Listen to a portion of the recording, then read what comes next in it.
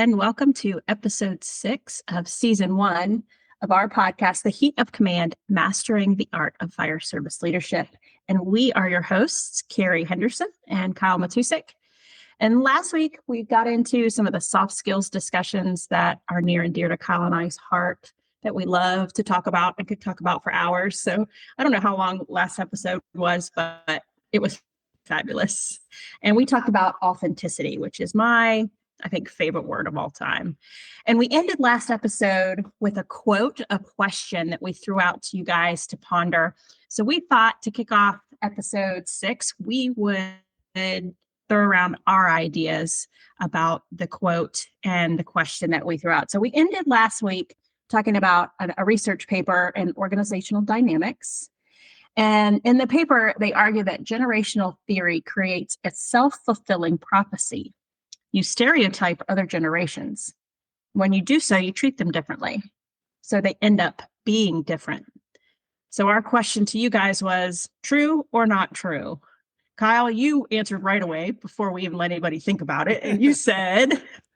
Yeah, I think it's absolutely true. You know, you look at the word stereotype and biases, and it's very easy to grow up with generating stereotypes and biases for certain people and generations. And I think, we just get very, what's the word I'm looking for? Like, it just becomes a part of our society that we just peg an entire generation a certain way. And then is that prohibiting us from really allowing them to grow? And I think so. We just get used to this idea of what we think people are like, when in all reality, we know nothing about them. We just have these assumptions, so it gets us nowhere. And that really was my take on it. And it makes us think, and it really puts a lot of accountability on ourselves as leaders on how well we're doing if we have these stereotypes. And if you do, you're missing out on some quality capabilities from your people.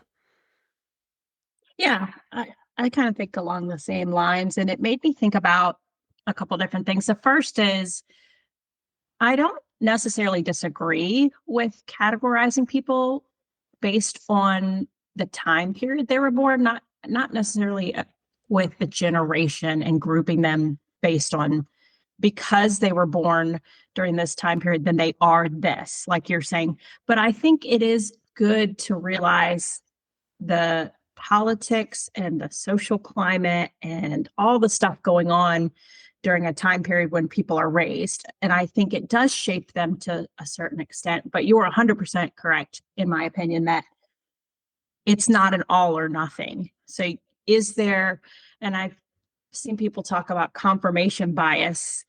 And when you're looking at a generation, so let's say you've got a millennial or you've got the newest generation, and you believe that they are a certain way. And so every behavior that they have, you're going to go, yep, see, they did this. That means they're lazy, or that proves they're lazy. And so you have this almost confirmation bias because somebody's already been put into this category, and you must make it fit for them. Yeah. So Yeah, and I think it really opens your eyes to, this is a two-way street. Even as leaders, it's not just constantly, yes, we have to adapt to newer generations coming in. Absolutely. That's our job as leaders. However, as the young people coming in, it's good for them to understand the generations that came before them and why they are the way they are, so it's a meet in the middle type thing. But it all starts from leadership, right? It starts at the top, and it's the leaders that have to exemplify those traits on learning to know the newer generation, and then they'll get them to know why you are the way you are, and that takes a little bit of vulnerability and really explaining to people different things. And that's the challenge, right? That's the hard part of trying to create that type of culture, is the vulnerability, I think. yeah, and I think it all leads to kind of where we want to go with this episode. So all the things we've talked about up to this point about being authentic and values and trying to lay off the blame, and the vulnerability, all of that leads into the topic of emotional intelligence. And it's a big buzzword right now. And I think it's great. I think it's really, really important because you get promoted as a leader, usually based on some technical skills. You do well on a promotional exam, or you're really great at on the fire ground. But how well do we assess your ability to lead in the firehouse and to influence and motivate others? And that's where this emotional intelligence comes in. So this episode, we plan to hit that hard and kind of wrap up a lot of the things we were talking about in the previous episodes and how it falls into what makes up your emotional intelligence.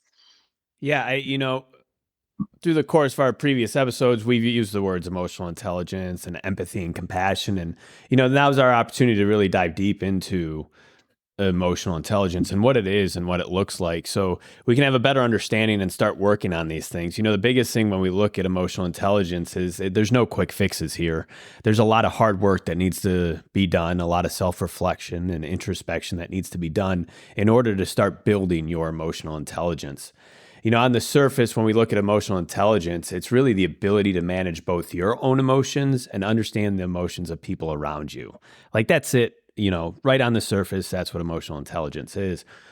And I think, in our industry, we just have a tough time doing that because it's easy for us to put our emotions aside, do the task at hand, and move on to the next call, right? I mean, that's the world we live in, and we see things that the general public doesn't see, and we just are able to be resilient and continue on our day and go on the next run. So, it's kind of this environment that we're in that kind of perpetuates us pushing our emotions aside. That's what we train to do. And it's not always the healthiest way to live. So, that's kind of on the surface when we look at emotional intelligence, what we're talking about. It's your emotions, understanding those and why they are the way they are. And then once you have a good grasp on that, then we're able to look at other people and understand why they are the way they are. Yeah, it's like putting it all together.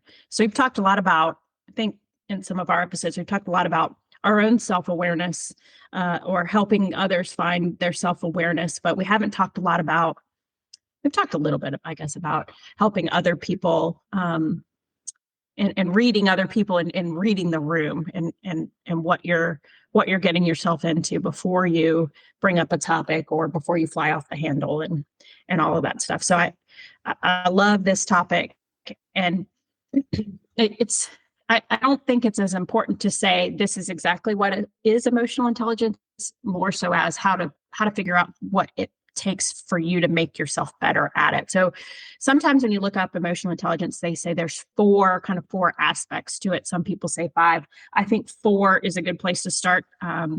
Just four very clear things to work on. And the first is self-awareness. The second is self-management. The third is social awareness. And the fourth is relationship management.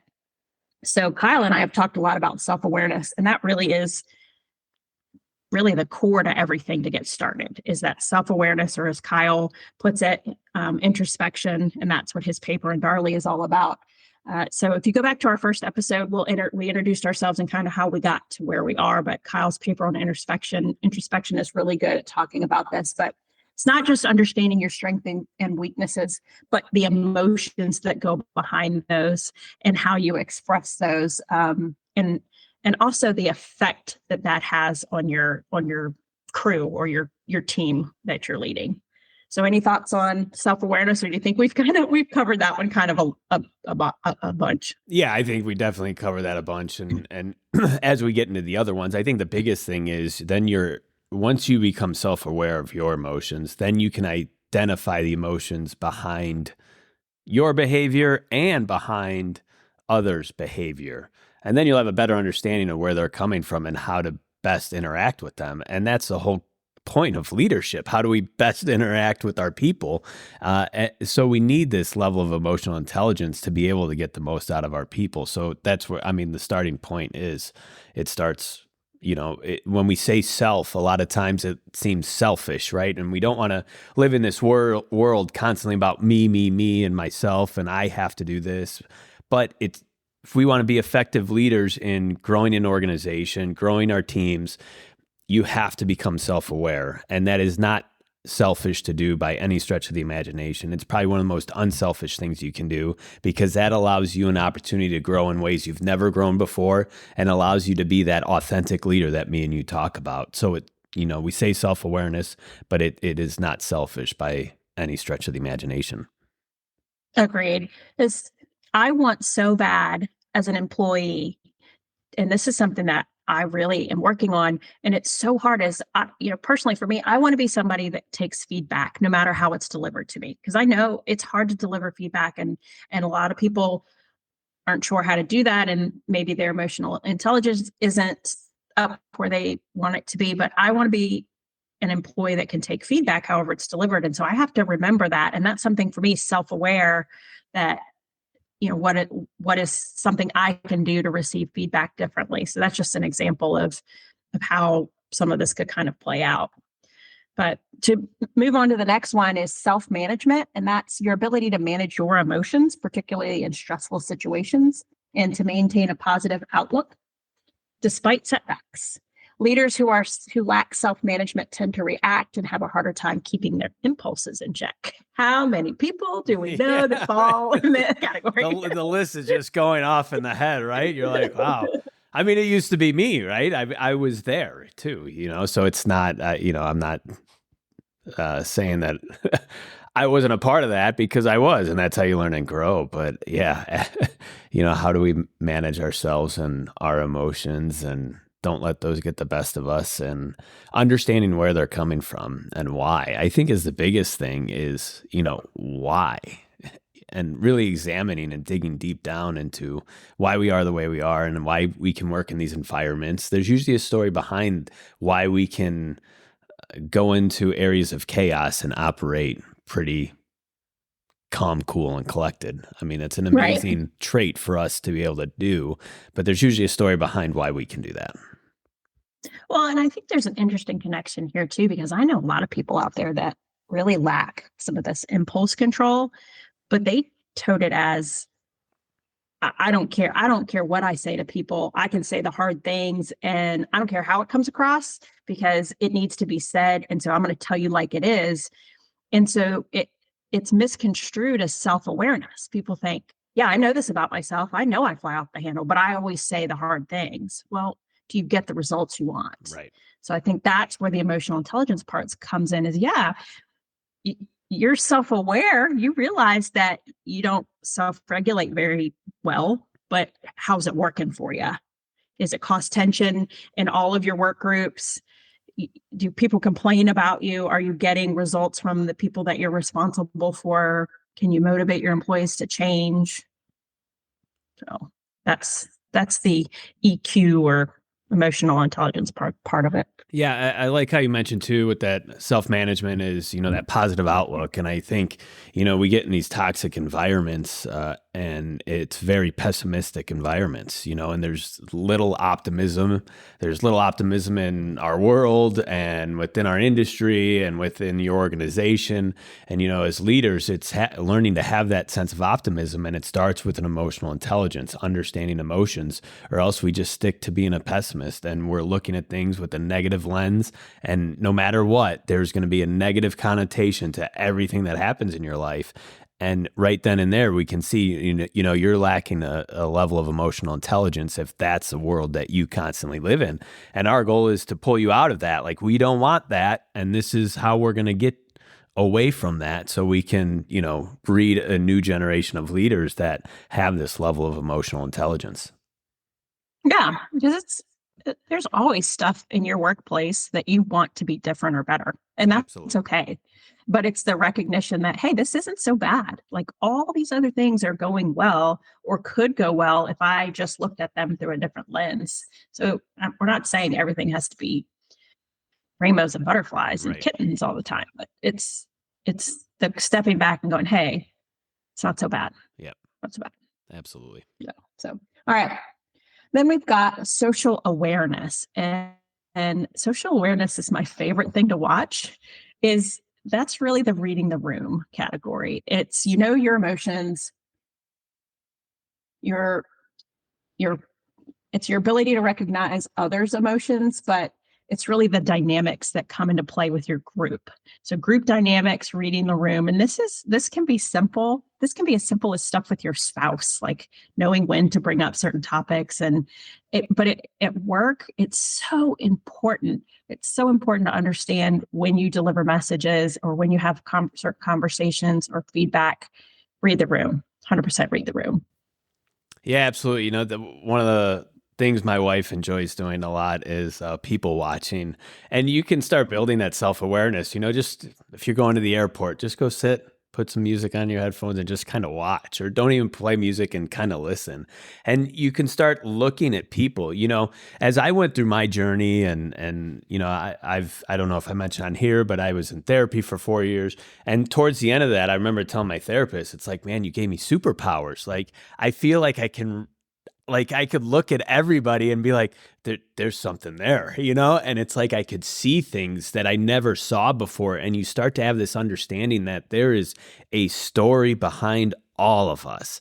And it's like we don't want to go there a lot of times because a lot of people don't know what to say if, I come to them and, like my past, going through miscarriage, like they don't know how to respond to that. Or, you grew up in a traumatic household, whatever it is. It's like there's no way for people to respond. So that prevents people from bringing stuff up about who they are and their stories, because a lot of times it's just shame then, or just get over it, because there's no understanding of how to properly respond to that, because there's just this lack of emotional connection to human beings. It's just do this, go, go, go. It's like we've developed into this machine rather than this human being that we're trying to foster. Yeah. And I love to look at group dynamics and look at like each shift and each station. Everybody has a different dynamic in their crew. And when you look at why is it sometimes it's completely related to performance. Mm-hmm. It's just technical performance is weighing them down or whatever it is. But a lot of times it's the leader and the group dynamics that play into it. And I always want to ask the supervisor, like, can you not see what you're doing to this group? And if you would just pay a teeny tiny bit of attention to what each person needs and how it works with your whole group, man, it could change a whole lot. Because sometimes some of our best technical leaders are just killing it, skills and on the fire ground. But man, on the flip side, they're killing it in a bad way in the fire stations, and they just bring their crews down. And if they could just take a little bit of time to realize what everybody brings to the table and what everybody needs at work, it makes a big difference. Absolutely. As you come in and sometimes it's just as simple as, you got a guy or girl coming in and they've worked mandatory, or they're working a 72, or they got something going on at home, they're exhausted. And you're like, all right, we're pulling 5-inch hose today, folks, and it's 95 degrees outside. Okay, well, all right, you're going to probably get some resistance there. It may be absolutely necessary that you do that day, but you need to take into consideration and at least acknowledge that people have stuff going on. Yeah. Yep. So, all right. Let's see. Oh, and one thing I forgot about social awareness is I really think that's where empathy, we've talked a lot about empathy, and I didn't want to forget to mention that really that's where empathy kind of falls into, and the importance of empathy, and how it helps you communicate better at work.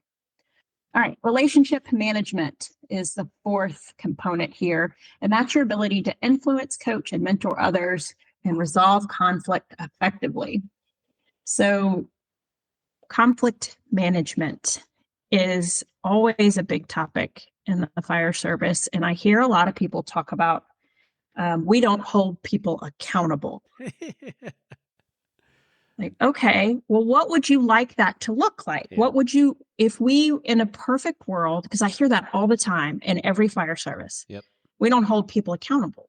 Well, what does that look like? Is that discipline? And I think for some people, I think a lot of people think we don't write people up enough or punish people enough for their mistakes. Okay, there's a component, there's 100% a component to discipline. especially when you need to document behavior. Mhm. But where is the performance management and where is the change, the behavior change? How does accountability to me is having hard conversations, and it's conflict resolution and conflict management. It's having hard conversations. That's accountability. And I think people get confused, or they don't quite understand how to hold people accountable. They just think, well, I wrote you up. I said the hard thing. I wrote you up. Now do better. Well, all right. What about all these other things we just talked about to help change the behavior? Yeah, I think it goes right back to that self-management, and we have to understand uh, the people that were the behavior we're trying to change, and our inability to have those conversations and get on an emotional level with somebody, I think, is the Yeah. lack. So the easy answer is write them up. And now I did something, and now they're accountable. But at the end of the day, they're not accountable to anything. You just wrote them up. So you might just have shamed them more or put more fear in them, and you might not end up getting the results that you want because it's a failure of getting on an emotional level with somebody. And a lot of times we say that emotional level and people think, we got to be huggy feely and we're crying. No, but emotions are so much more than that. And we could talk all day about emotions and what those are.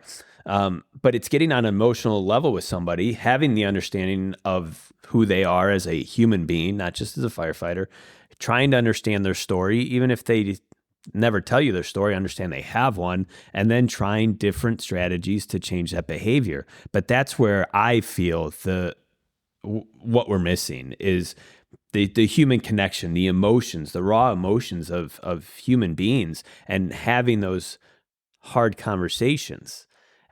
And because people just don't know how to do it. They have no idea. Yeah. Yeah. And I think sometimes the hard conversation, after the third or fourth time you're counseling someone and you're on an emotional level with them, sometimes that hard conversation is, hey, this job is stressing you out and I can see it and it's affecting your performance. And we've counseled, we've coached, we've mentored. Sometimes it's helping people make the decision to find a different career path. Mhm.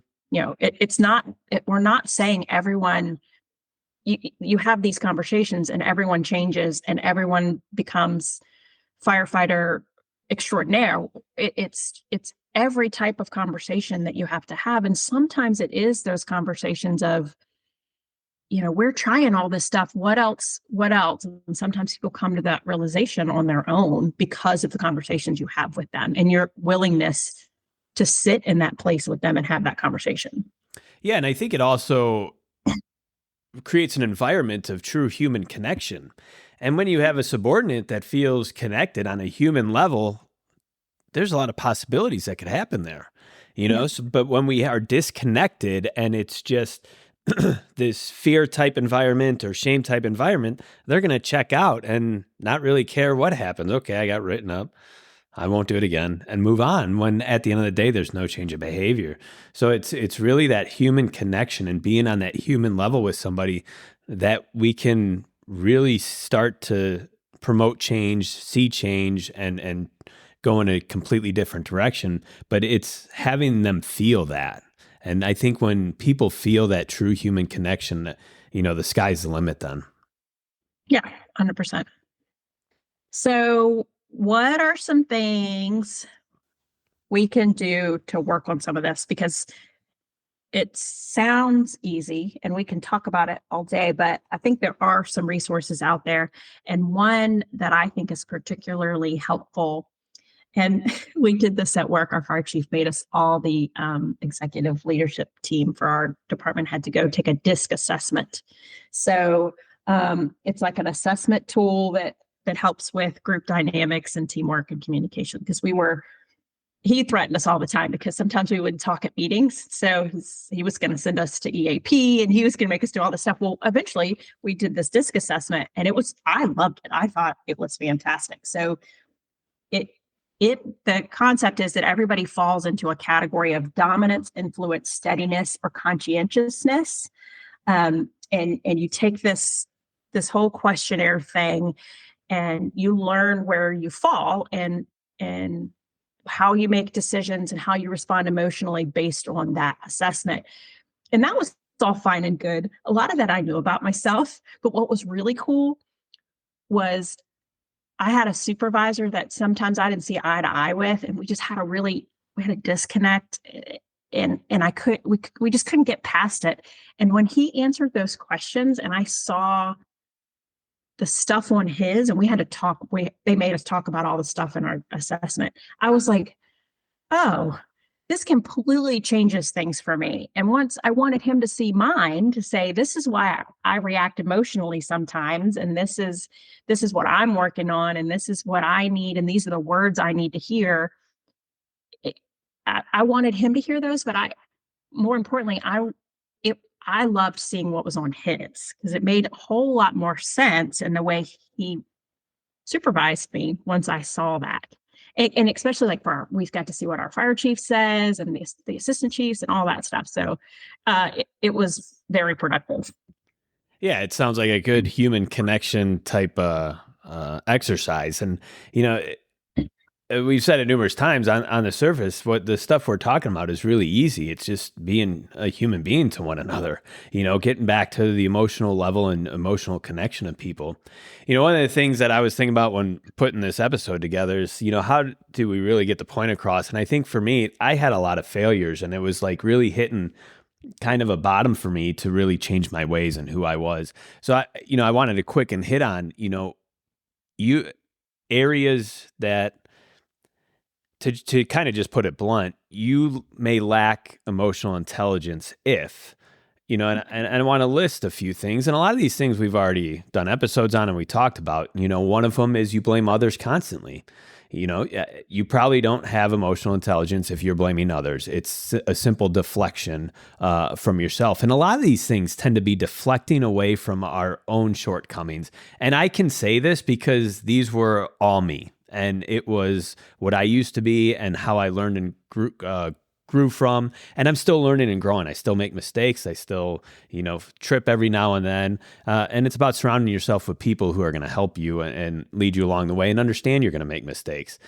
Some other things where you may lack emotional intelligence, you pick out every flaw with everyone else, and you tear them down on why they are the way they are, or why do they tie a knot like that, or why do they pull a hose like that. There's only one way to do it. And it's such a closed-minded type attitude. Other things that we talked about, if you use the term safe space in a shameful manner, like it's bad, or you use the term soft, again, in a shameful manner, like it's bad, you're probably lacking that emotional intelligence.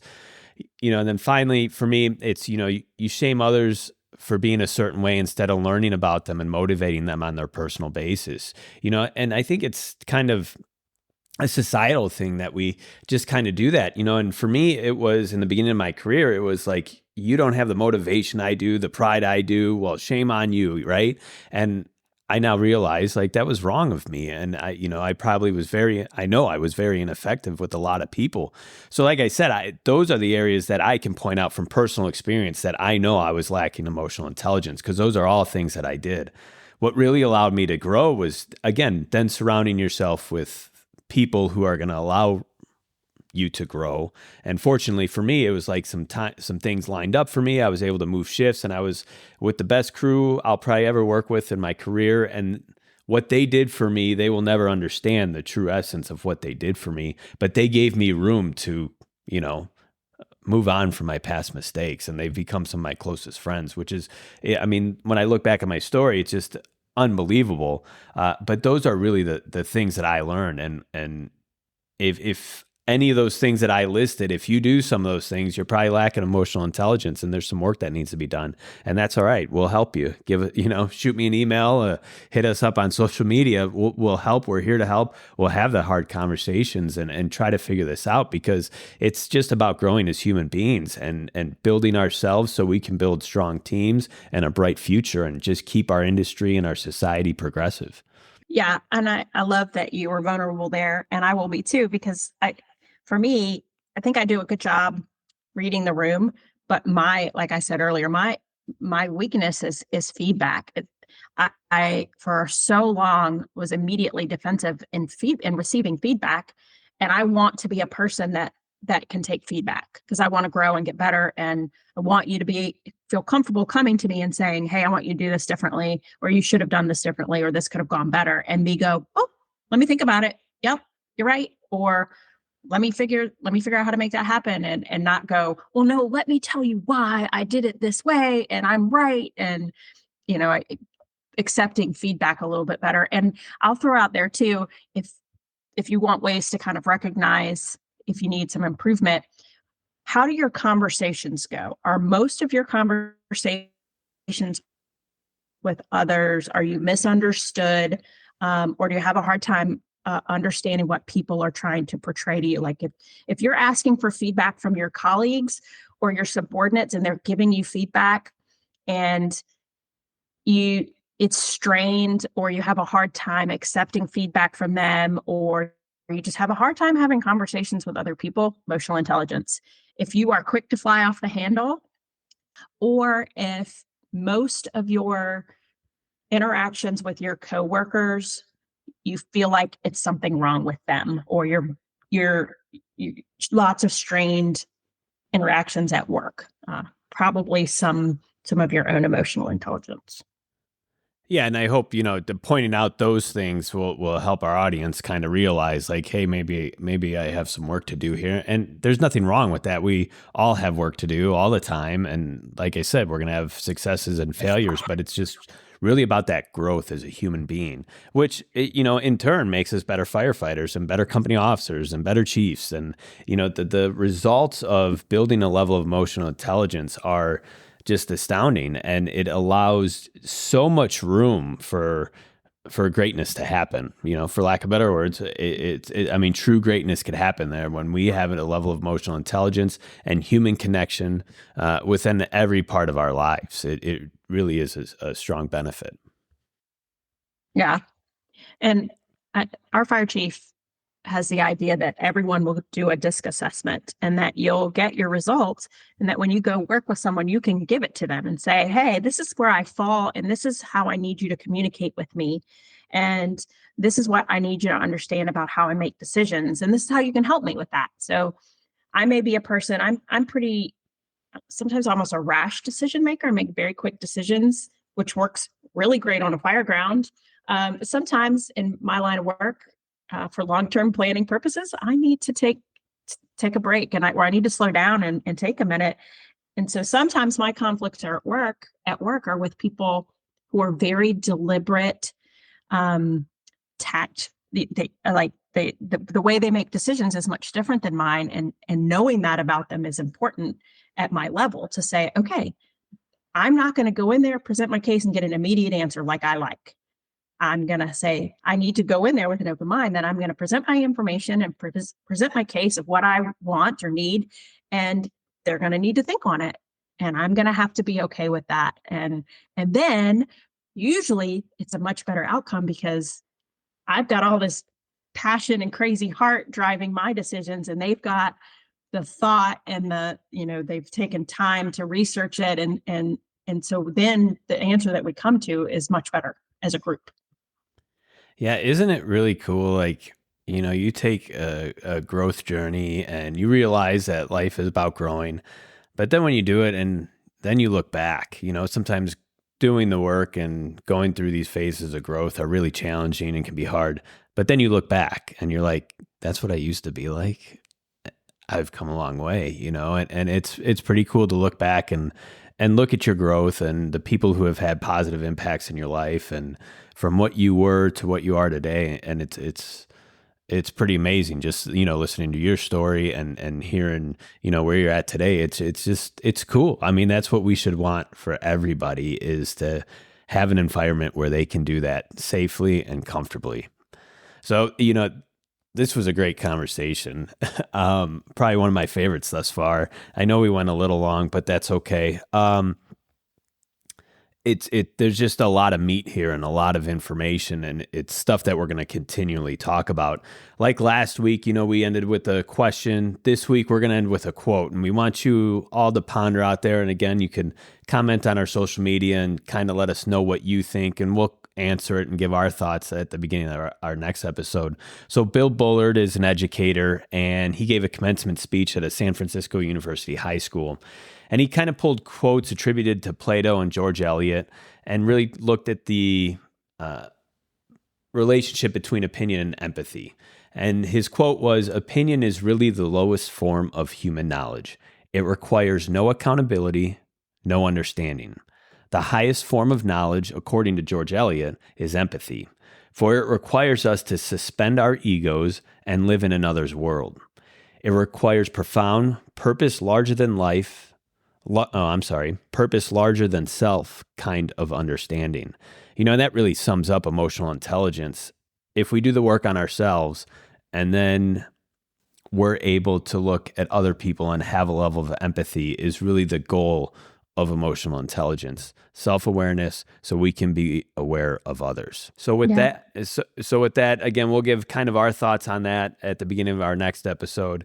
Our next episode, we're going to kind of tie up season 1, and we're going to put a nice little bow on it. We're going to differentiate kind of leadership and where it takes place within the fire industry, between the four walls of the firehouse and the fire ground. And we're going to talk about kind of the differences, because I know we hit on a lot of stuff about emotions and empathy and compassion. Does that have room on the fire ground or not? How do they relate? And we're going to kind of tie everything in a nice little bow for everybody out there and summarize our season 1 in our next episode. So come check it out. It'll be our first season closer, and we're pretty excited about it. And one small little plug we kind of want to put in there for our listeners too. If you haven't had the opportunity to go to TEACS, Texas A&M Leadership Symposium, it is January 8th through 10th of 2024 in San Marcos, Texas. Carrie and I will be speaking there on January 8th, so you should get a ticket, come on down. The weather will be a lot nicer for those who live in the Midwest like myself. So if you want to get out of the snow for a little bit, come on south, come check out the Leadership Symposium. We were there last year, and it had some great speakers, and we were able to take a lot away with us, and you could come see us speak as well. So for Carrie and myself, we'll see you next time, where we will be kind of summarizing everything up and giving our final thoughts on our first season of Heat of Command podcast. We'll see you later. Bye-bye.